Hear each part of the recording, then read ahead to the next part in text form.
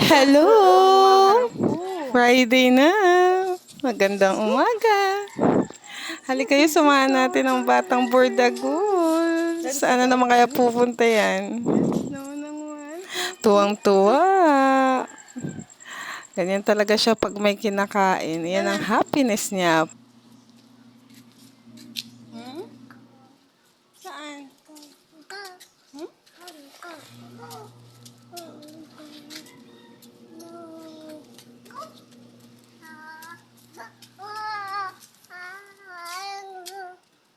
Saan?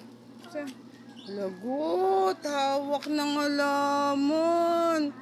Lagot! Saan na?